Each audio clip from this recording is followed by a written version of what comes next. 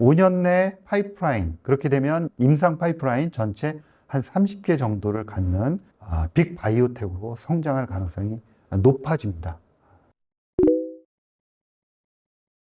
이번 시간에는 리가캠 바이오 사이언스에 대해서 살펴보겠습니다. 시장도 굉장히 많이 하락을 하고 또 리가캠 바이오 사이언스도 같이 하락을 하고 있습니다. 제가 운용을 할 때는 모든 종목들이 시장이 안 좋으니까 같이 빠질 수밖에 없습니다. 그때 하는 일이라고는 조금 더 좋은 종목 쪽으로 비중을 늘려가는 그런 작업들을 많이 했는데요. 그런 측면에서 리가캠 바이오 사이언스도 조금 더 집중적으로 공부해 놓는 것도 좋지 않을까 그런 생각을 해봅니다. 리가캠 바이오 사이언스는 오늘 조금 더 빠져서 아마 6만 원 근처지 않을까 이런 생각을 하는데요. 큰 흐름에서는 계속 우상향에 가는 모습을 보이고 있다라고 생각을 합니다. 기업이 최근에 리가캠 바이오로 사명을 바꿨죠. 레고캠 바이오 사이언스로 쓰다가 사명에서 이제 그 재판에서 지금 졌습니다. 조금 안타깝기도 하고요. 그러나 리가캠으로 해외에서는 LCB로 계속 사용을 할 수 있다라고 이야기를 하고 있고요. 주주 구성은 보시는 것처럼 오리온이 25.7%로 대주주로 바뀌었습니다. 그 다음에 김용주 외 1인이 3.9%로 굉장히 이제 지분이 떨어졌죠. 이 회사는 김용주 대표이사가 이제 만들었고요. 김용주 대표이사는 LG 생명과학 신약연구소장이었습니다. 신약 팩티브를 만든 그런 주인공이기도 하고요. 다양한 기술 이전을 해본 경험을 가지고 있고 무엇보다 중요한 것은 화학 쪽에 굉장히 이제 강한 그런 회사다라고 볼 수가 있겠습니다. 그래서 합성 신약 분야에서 굉장히 강한 모습을 보이고 있고요. 밑에 보시면 전체 수출 금액만 하더라도 76억 달러의 그런 큰 규모를 보이고 있습니다. 주요 연역을 살펴보시면 2006년도에 레고캠 바이오 사이언스 창업, 그 다음에 12년에 사노피와 신규 항암제 공동 연구 계약, 13년에 코스닥 상장, 15년에 퍼투 ADC 포순 제약과 기술 이전, 그 다음에 19년에는 일본 다케다, 20년엔 익수다 시스톤, 21년에는 익수다 소시오, 그 다음에 22년도에 암젠과 그 다음에 2023년도에 얀센하고 계약을 체결하면서 주가가 크게 반영된 것을 볼 수가 있습니다. ADC 시장 전망에 대해서는 2023년도에 가장 많이 거래가 된 모달리티고요. 금액으로 1,000억 달러입니다. 그리고 이 수치는 2022년 대비해서 3배 이상 증가한 수치고요. 이밸류에이트 파마의 조사에 의하면 가장 성공한 ADC인 에너2, 이 에너2가 2028년도에는 100억 달러의 매출을 올릴 것이다 라고 예측을 하고 있고요. 2028년도에 전체 시장은 300억 달러로 성장할 것이다 라고 볼 수 있습니다. 오른쪽에 이제 다이치 상교의 에너2가 이제 세일즈 거의 10억 달러를 보일 것이다 라고 추정이 되어 있고요. 그 다음에 시젠 같은 경우에는 파이자에 인수가 되었죠. 그 다음에 길리아드, 로슈, 아스트라제네카 등이 ADC에서 강자다라고 볼 수가 있습니다. ADC 시장 동향을 보면 이제 공급과 수요 측면, 수요를 보면은 뒤에도 이제 말씀을 드리겠지만 계속해서 이 ADC를 확보하려는 그런 움직임들이 있습니다. 그리고 공급 시장은 이뮤노젠이라든가 또 이제 화이자, 그 다음에 존슨앤존슨 이런 회사들이 기술을 가지고 있는 회사들을 계속 인수를 하게 되면서 공급 측은 계속 줄어드는 그런 현상들을 최근에 보이고 있죠. 보시면 2023년도를 지나서 2024년도에서 꾸준하게 지금 1월 달까지 업데이트가 되어 있는데요. 2, 3월, 4월까지도 계속해서 이번 AACR에서도 머크라든가 이런 회사들은 계속해서 이 링커 약물 이런 안전성을 확보를 하기 위해서 계속 작은 회사들을 M&A를 해가는 모습을 보이고 있습니다. 그래서 큰 굵직한 딜들은 거의 다 이제 이루어진 상황이다라고 볼 수가 있을 것 같고요. 향후에는 계속해서 차세대 모달리티에 대한 그런 튜닝, 그 다음에 안전성, 이 ADC와 관련한 약물의 안전성도 아직 해결해야 되는 문제들이 굉장히 많기 때문에 그런 측면들을 튜닝해 가는 과정이다라고 볼 수가 있겠습니다. ADC 그러면 무조건 에너2를 생각을 하셔야 됩니다. 왜 그러냐면 이 에너2가 나옴으로 인해서 이 ADC가 크게 성장을 하게 되었다라고 이야기를 해도 과언이 아닙니다. 에너2의 그런 치료 효과라든가 이런 거에 뒤에서 자세하게 살펴보실 텐데요. 어찌됐건 이 에너2의 성장 속도가 굉장히 빠르다라고 볼 수가 있고요. 기존 치료제들 대비해서는 치료 효과가 또 월등하게 나오고 있습니다. 그 후에 이제 나오고 있는 약물들도 굉장히 성과가 좋거든요. 그래서 뭐 패드세브라든가 이런 약물들의 성장성 향후에 이제 지켜봐야 될 것 같고요. 이 외에도 다양한 약물들이 향후에 더 좋은 차세대 약물들이 속속들이 시장에 발매가 될 것이다 라고 생각을 합니다. 왜 그렇게 생각을 하냐면 이 방향성이 ADC 쪽으로 가고 있습니다. 처음에는 표적항암제, 그 다음에 면역항암제에서 이제는 ADC로 가고 있습니다. 면역항암제가 예를 들어서 키트루다 같은 경우에는 거의 대부분의 이제 그 암 치료제로서 승인을 받고 있는 그런 상황이죠. 몇 개 이제 어려운 암들을 빼고서는 거의 대부분 암으로 확장을 해 나가고 있는데, 확장을 해 나가고 있다 하더라도 그 암 환자 중에서는 치료가 되는 환자가 한 20, 30%에 그치지 않습니다. 나머지 70% 이상은 언맷 니즈가 있는 거죠. 치료가 되지 않습니다. 따라서 그 나머지 치료가 되지 않는 환자들을 대상으로 해서 이 ADC가 치료 효과를 잘 낼 것이다 라는 그런 기대감들이 있는 거죠. 그래서 면역 항암제를 이어서 다음에 ADC가 그 차세대로 이 시장을 끌고 갈 것이다 라는 기대감이 있는 겁니다. 따라서 향후에 이 ADC는 높은 성장성을 보일 수밖에 없다라고 생각을 하고 있고요. 이 ADC의 구조를 보면 항체에다가 약물을 결합한 형태입니다. 항체는 항원을 쫓아갑니다. 항원이라는 것은 우리가 그 없애고자 하는 그 물질들이죠. 그 원인들입니다. 질병의 원인들이고요. 그 원인들을 찾아가는 게 항체입니다.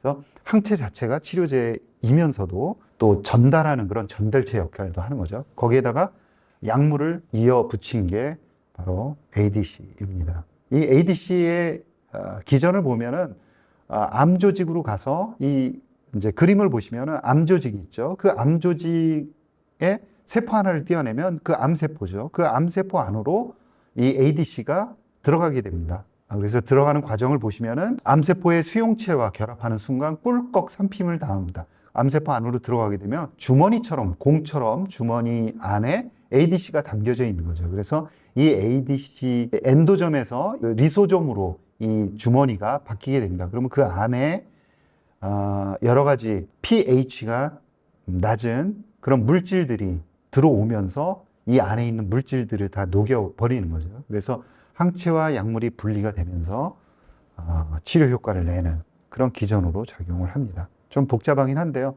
어찌됐건 이 항체와 약물이 결합되는 이제 그 형태다라고 볼 수 있는데, 과거 1세대, 2세대, 3세대로 지금 발전해 나가고 있습니다. 리가캠 같은 경우에는 이제 3세대고요. 1세대부터 보면은 1세대는 약물이 아무 곳이나 항체에 붙습니다. Y자 형태의 그 무작위로 붙는 것을 볼 수가 있죠. 무작위는 아닙니다, 사실.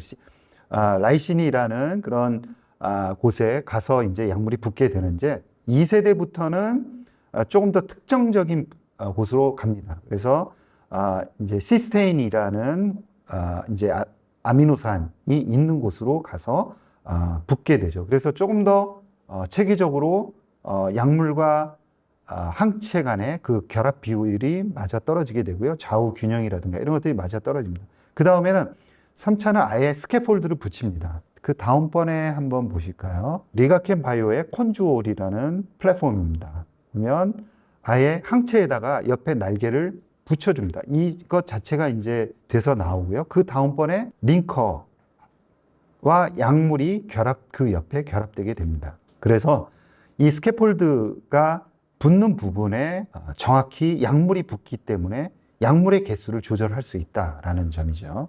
그런 점에서 조금 더 안정적인 약물을 만들 수 있다라는 겁니다. 이렇게 약물이 안정적이다라는 증거, 왼쪽에 이제 그래프를 보시면은 DAR이라는 게 있습니다. 그래서 항체에 몇 개의 약물들이 붙어 있느냐라는 게 DAR이라는 지표인데요. 보시면은 맨 아래쪽에 LCB가 나와 있습니다. 보면 두 개의 선명하게 그려져 있죠. 그 위에 보면은 뭐 라이신이라든가 시스테인에 붙어 있는 것들은 이제 들쭉날쭉 여러 개가 붙어 있기도 하고 숫자가 적기도 한 걸 우리가 알 수 있습니다. 자, 이렇다 그러면은 이제 부작용이 적어야 될 거 아니냐. 오른쪽 그래프를 보시면 이 LCB를 보시면 LCB가 LCB14의 그런 부작용을 나타내고 있죠. 그래 안전성을 보면은 이제 3단계 이상의 약물과 관련한 부작용이 38%, 그다음에 경쟁 약물들의 에너투라든가 캐사일라 같은 경우에는 52%, 56%를 나타내고 있습니다. 그래서 이게 헤드투헤드 비교가 아니기 때문에 간접 비교입니다. 그래서 이 정도의 안정성을 확보를 하고 있구나 정도를 보시고 넘어가시면 될 것 같습니다. 그래서 그 콘주얼 또 다른 이제 특징 중에 하나는 약물이 바로 터질 수 있는 상태가 아니라 프로드럭으로 갑니다. 그러니까 뭐라 그럴까요? 안전핀이 하나 더 붙어 있는 겁니다. 우리가 수류탄을 던지기 전에 안전핀을 먼저 뽑지 않습니까? 그래서 안전핀을 꼽아두었다라고 생각을 하시면 되겠습니다. 이 리가켐이 사용하고 있는 약물 중에 PBD라는 약물이 있습니다. 굉장히 독성이 강한 약물이고요. 이 약물을 컨트롤하기 위해서 잠금 장치를 하나 더 만들어 놨다라고 보시면 되고요. 정상적인 세포에 이 ADC가 들어갔을 때는 이 약물이 터지지 않습니다. 그런데 이제 암세포로 들어갔을 때는 암세포 특이적인 조건에 의해서 그 안전핀이 열리면서 약물이 작용을 한다라고 보시면 될 것 같습니다. 그러니까 특이성이 굉장히 높다라고 보시면 될 것 같고요. 아까 말씀드린 대로 이 PBD라는 약물이 이제 암세포 안으로 들어가게 되면 아까 말씀드렸듯이 암세포 안으로 들어갈 때 이 비닐봉지처럼 됩니다. 그리고 이 비닐봉지 같은 게 이 안으로 강한 산성의 효소들이 들어오게 됩니다.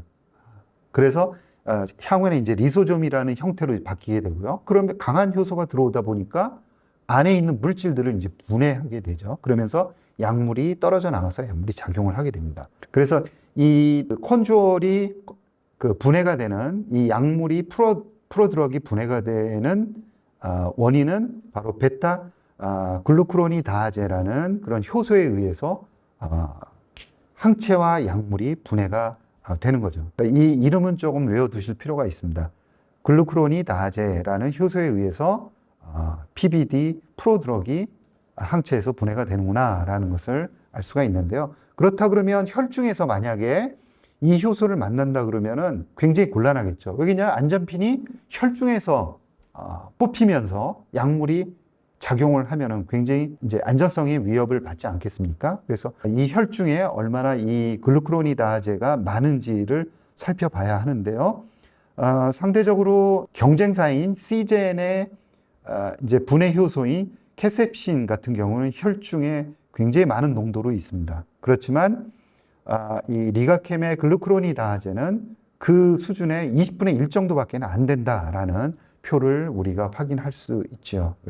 그 왼쪽에 보면은 단위 자체가 10분의 1입니다. 그래서 그 표를 잘 보시고 발갛게 빨간 색깔이 바로 글루쿠로니다제다라고 보시면 될 것 같습니다.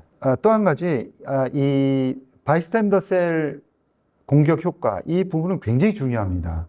기존에도 ADC가 없었느냐? ADC가 있었습니다. 그런데 왜 갑자기 NO2에 오면서 치료 효과가 굉장히 좋아졌느냐? 바로 이 바이스탠더 셀 효과 때문에 그렇습니다.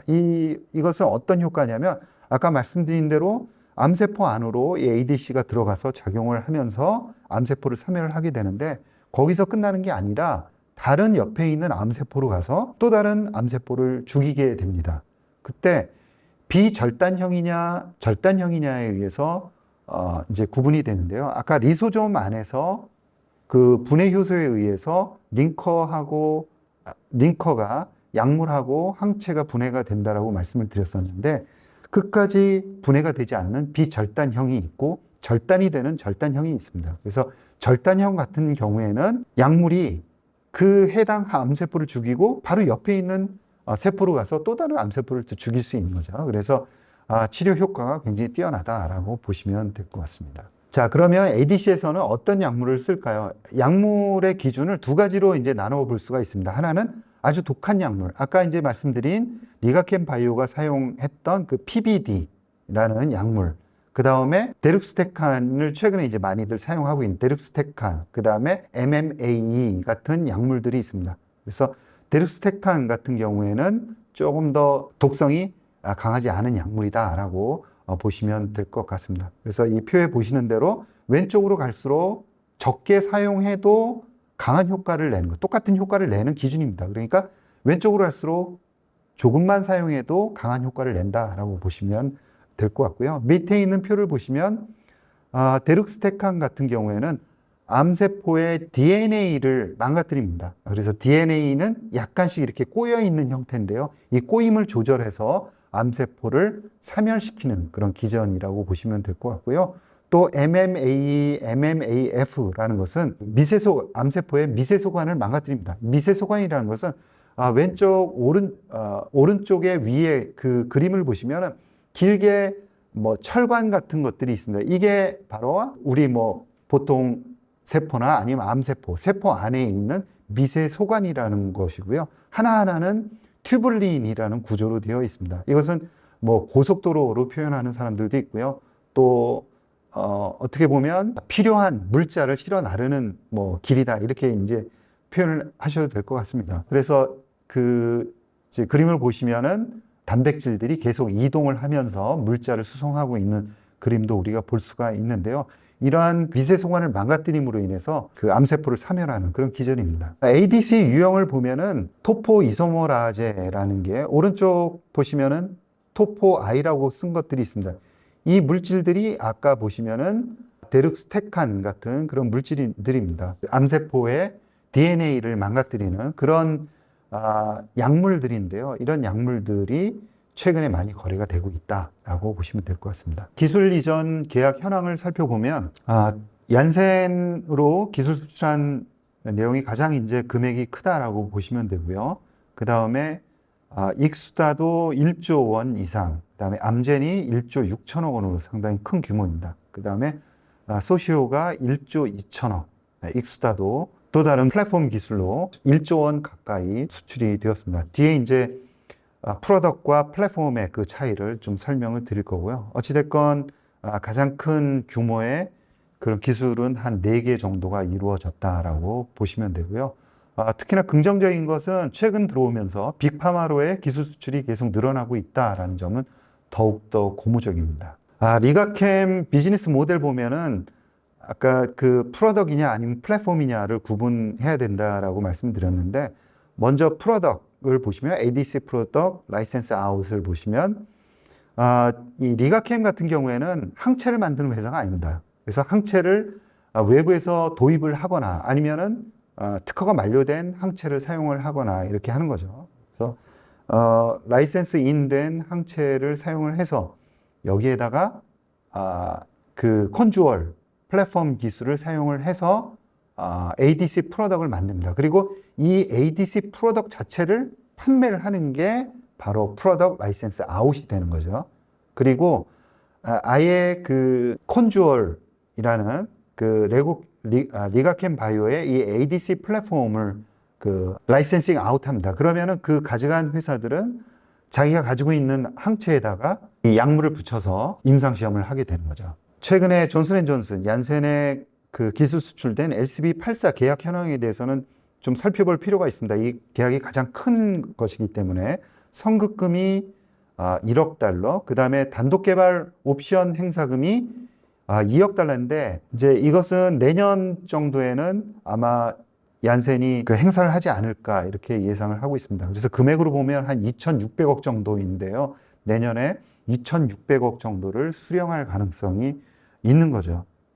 그래서 만약에 2,600억을 수령을 하게 된다 그러면 주가에도 상당히 긍정적인 효과를 나타낼 것이다 라고 볼 수가 있고요. 나머지는 단계별로 지속적으로 마일스톤을 받게 되겠습니다. 지금 주요 파이프라인의 임상 진행 현황을 살펴보면 시스톤으로 이전한 LCB71은 임상 1상 9개 용량 코호트를 진행을 하고 있습니다. 그리고 상반기 중에 학회에서 업데이트를 할 예정이고요. 익수다 이전 LCB14 글로벌 임상 1상 하반기 중간 결과 발표가 있고, LCB73 임상 1상 결과는 2025년도에 예정되어 있습니다. 그리고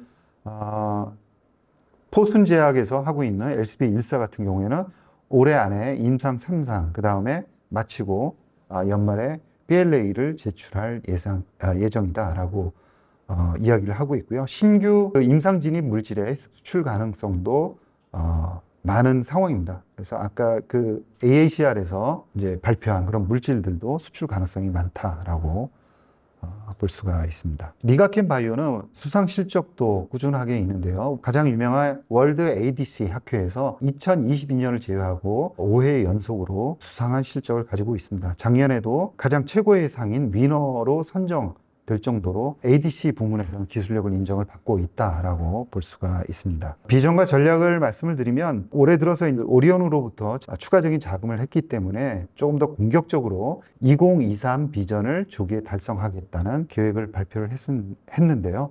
전략적으로는 먼저 신규 개발, 후보 개발을 조금 더 가속화하겠다라는 거고요. 기존에 연간 2개 정도를 개발하겠다는 계획에서 4개에서 5개로 늘리겠다라는 겁니다. 5년 이내에 10개에서 20개 정도의 파이프라인을 추가로 확보를 하겠다라는 거고요. 다음으로는 차세대 자체 개발하는 그런 임상도 개수를 늘려가겠다라는 거고요. 5년 이내에 5개 이상 확보를 하겠다라고 이야기를 하고 있습니다. 그리고 향후에 라이프사이언스 아웃은 가급적 글로벌 제약사를 중심으로 하겠다라고 계획을 밝혔습니다. 다음으로 재무 현황을 보면 오리온 유상증자 대금 유입으로 현재 약 7천억 원 정도를 보유하고 있는 상황이고요. 내년에 얀센으로부터 단기 마일스톤을 받게 되면은 그것보다는 훨씬 더 늘어날 것으로 예상이 됩니다. 그리고 올해 사용한 자금을 보면은 한 800억 정도를 영업 손실을 냈습니다. 그래서 내년부터는 약 1,000억 원 이상의 그런 영업 개발 자금을 사용할 것이다 라고 생각을 하고 있고요. 그러면서 몇 년 동안 만약에 꾸준하게 연구 개발을 진행한다 그러면은 그 후부터는 추가적인 마일스톤이 들어오면서 충분히 흑자로 전환할 수 있지 않을까라고 생각을 합니다. 다음으로는 주가 동향을 좀 살펴보면 다케다, 익수다, 암젠 등 글로벌 기업향 누적된 기술출이 꾸준히 이제 일어나면서 2023년 말 존슨앤존슨과 대형 기술 거래가 성사되면서 주가는 한 단계 레벨업이 되었습니다. 그리고 중간에 이제 오리온 인수로 투자자들의 혼란이 있었는데요. 프리미엄 없이 유상증자 형태로 오리온이 리가캠을 인수하게 되었죠. 그리고 대주주는 또 보유 주식을 매각을 했습니다. 그래서 기업의 성장성에 대해서 투자자들이 의심하게 하는 그런 현상이 벌어졌었고요. 따라서 주가는 그에 대해서 이제 그런 것을 반영하면서 이제 조정을 거쳤고, 향후에는 이러한 소유와 경영권이 분리되면서 그런 불안정한 상태에 이제 리스크는 여전히 남아 있다. 개인적으로 그렇게 이제 보고는 있습니다. 그리고 향후 신약 후보 물질들의 추가적인 기술 계약 체결과 또 존슨앤존슨의 옵션 계약에 따른 2025년 약 2,600억 정도의 마일스톤 유입 가능성, 그 다음에 보유하고 있는 현재 7천억 원으로 향후 굉장히 공격적으로 연구 개발을 진행을 하겠다라고 이야기를 했습니다. 현재 그 ADC의 그 현황을 보면은 그런 전략이 정확히 맞다라고 저도 이제 동의를 하고 있고요. 그래서 충분한 자금을 가지고 공격적으로 물질들을 발굴해내고 기술 수출을 유도하는 그런 전략은 굉장히 유효하다라고 생각을 하고 있습니다. 과거 다이이치 상교라는 회사가 있습니다. 아까 이제 에너투라는 약물을 발굴을 해서 이제 크게 성공을 한 그런 기업 다이이치 상교의 사례를 좀 살펴볼 필요가 있다라고 생각을 하는데요. 이 다이이치 상교는 엑사테칸이라는 저분자 항암제를 개발하기 위해서 2006년까지 15개의 임상을 진행을 했지만 신약 개발에 모두 실패를 했습니다. 이후에 개발하던 후보 약물의 구조를 바꿔서 이 항암제 에너투를 개발하기 시작을 했고요. 에너투는 2019년도에 69억 달러의 아스트라제네카의 기술이 이전됩니다. 그리고 같은 해 미국 FDA로부터 신약으로 승인이 됐죠. 그리고 2020년에는 동일한 약물을 다른 항체에 붙인 DS1062 트롭2 항체를 붙인 이 ADC를 아스트라제네카에 다시 60억 달러의 기술을 이전합니다. 그래서 현재 시가총액은 그 후에 2017년부터 임상 2상 진입 발표 전에 비해서 4배가 상승하는 그런 좋은 주가 상승 모습을 보였다라고 볼 수가 있고요. 이러한 그 사례에 비추어 볼 때 충분히 리가켄 바이오 사이언스도 장기적으로 성장할 가능성이 충분하다라고 볼 수가 있습니다. 이 가치평가와 관련해서는 애널리스트들이 아직 임상 1상 단계를 진행하고 있기 때문에 기업 평가를 하기에는 다소 이제 이르다라고 보고 있고요. 저도 이제 마찬가지입니다. 유진증권에서 그 평가를 해놓은 거 보면은 가치평가 그 파이프라인을 LCB84를 굉장히 높게 평가를 했고, 나머지 LCB 1사, 임상 3상이 중국에서 임박이 된 상황이기 때문에 좀 높이 평가를 해놓은 상황이고요. 나머지 물질들 또 신규 파이프라인에 대한 그런 가치를 평가했습니다. 그렇지만 아직 임상 1상 단계이기 때문에 프로젝션 하기에는 굉장히 좀 이르다라고 볼 수가 있죠. 그래서 조금 더 핵심 경쟁력에 대한 평가가 조금 더 중요하지 않을까라고 생각을 하는데요. 리가캠 바이오의 리스크에 대해서 잠시 살펴보면 주요 파이프라인들은 아직 초중기 단계에 임상을 진행을 하고 있습니다. 그래서 임상 2상 단계에 조금 더 많은 환자들을 대상으로 해서 치료 효과를 증명하는 것이 중요하겠다라는 것이고요. 임상 1상에서 잘 나온 그 안전성 데이터가 임상 2상에서도 진행이 되는지도 좀 확인할 필요가 있겠다라는 거죠. 그리고 공격적인 연구개발로 1,000억 원 정도의 영업 적자를 계속 발생시키고 있다라는 점. 그래서 당분간은 계속 적자가 날 수밖에는 없다라는 거고요. 내년 같은 경우에는 또 단기 마일스톤이 얀센으로부터 들어오면서 적자로 전환될 가능성도 충분히 있는 거죠. 그렇지만 대규모 그 연구개발 자금이 들어가면서 어찌됐건 그 본업적으로 약물을 승인을 받아서 그 매출을 올린 것이 아니기 때문에 당분간은 좀 불안한 구조를 가질 수밖에 없다라는 거죠. 이 ADC는 면역 항암제의 뒤를 잇는 치료제이기 때문에 향후 성장성이 굉장히 뛰어나다라는 점을 여러분들이 좀 기억하실 필요가 있겠습니다. 그리고 플랫폼 기술 콘조를 바탕으로 누적 수출 금액이 76억 달러에 이르고 있습니다. 임상 2상 단계에 만약에 성공을 하게 된다 그러면은 굉장히 높은 평가를 받게 되겠죠. 그러면서 기존에 수출했던 그런 금액에 대한 부분들을 많이 가치로 끌어올릴 수가 있게 되겠습니다. 그래서 중장기적으로 굉장히 긍정적이다라고 볼 수가 있죠. 단기적으로는 2024년도에 임상 1상 진입한 신약 후보 물질들의 신규 기술 수출 여부가 중요하다라고 볼 수가 있겠습니다. 그리고 연중 이어지는 파이프라인들의 임상 결과도 중요하겠고요. 2025년 존슨앤존슨의 옵션 행사도 또한 중요할 것 같습니다. 동사는 중장기적으로 매년 4개에서 5개 정도의 베스트 인 클래스, 그 다음에 퍼스트 인 클래스의 ADC를 발굴을 하겠다라고 이야기를 하고 있고요. 5년 내 파이프라인, 그렇게 되면 임상 파이프라인 전체 한 30개 정도를 갖는 빅 바이오텍으로 성장할 가능성이 높아집니다.